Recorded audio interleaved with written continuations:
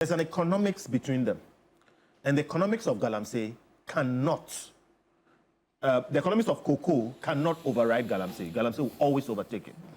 But the biggest issue is this. Whether Galamsey will succeed or cocoa will succeed is a function of the projection of government power. Period. It is a function of how state resources are deployed. We are seeing a lot of policy incoherence in those two industries. Let me explain policy incoherence. One side is pulling to the left, another side is pulling to the right. Today, we don't want Galamsey, but we are buying Galamsey gold to shore up the city and hold the economy together. And we expect to get more. You constantly say this, and I've always said that is there any data or proof it's clear. to show it is clear. The data shows that a lot of the gold we are buying now is coming from small-scale mining. Small-scale miners let me finish. Small-scale miners. mining is up to 85% Galamsey. All right? If you want to license small-scale miners? Massa, I said we are buying small-scale mining gold. And small-scale mining gold is 85% illegal mining. If you, the facts are there. I say that the Gold Board has constantly indicated they buy gold from licensed small-scale miners, unless you have information that's contrary to that. I'm saying so. You see, and now no. So again, I think just to answer that question from the Gold Board, the Gold Board CEO himself had talked about the fact that currently traceability is a problem, and they are working to be able to fix the traceability. And again, if you want to do the math. Currently, they are producing about 52% of the gold. Yes. The licensed small-scale miners, you will be able to do and find out how much of everybody produces, you know. Okay, so there's a policy incoherence there. You have the cocoa area too, there's a policy incoherence there. If we process more cocoa, we'll get more money. But we've sold the cocoa beans in forward sales. And Felix will tell you we need the money to show up the economy. So clearly, we are burning on both ends, okay? And then Galamsey is also eating up the cocoa production. Now, we know that Galamsey today is a matter of organized crime. The people who are spending millions of dollars doing LCs, importing hundreds of excavators into Ghana and clearing them and sending them to the bushes are extremely well organized. And their financiers and all those people are sitting in air conditioned offices in Accra.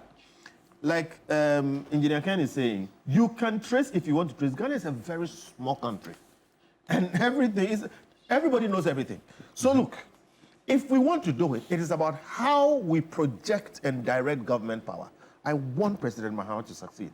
But I've said and I've repeated that the indications do not look like he will succeed. Look, he has a short time. What he needs to do is disrupt.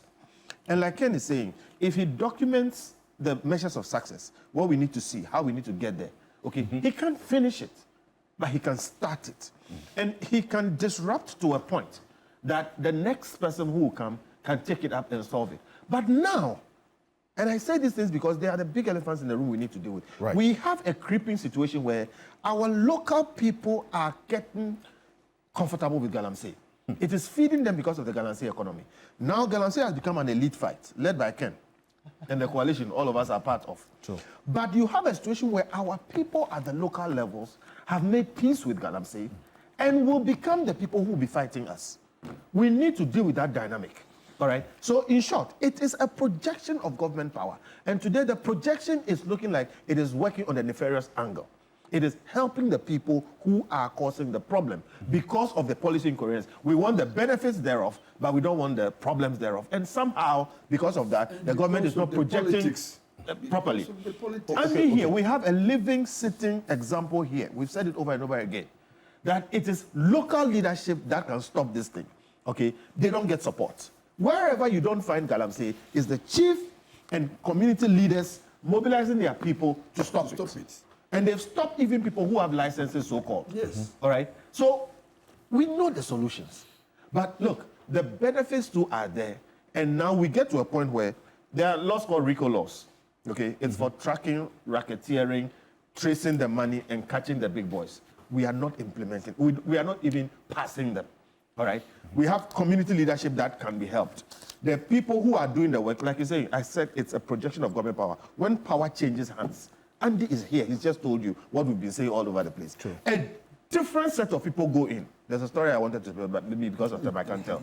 How the mine is owned by somebody. When they change hands, then they switch it to another person. Yeah, and they just play those and games. he just comes to front. Yeah. It's the same So look, scheme. it is the same powers of the state which are being deployed to protect these people and to continue their mayhem. I don't know where it will stop, but I know for a fact that if we get leadership at the very top to go broke over this matter and say, look, we are going to go all out and disrupt them, there's a price we will pay. The price is the benefit we are getting, okay? The dollars and whatever it is. There's a lot of political financing also coming through that place, all right? And we need to decide that, look, enough is enough.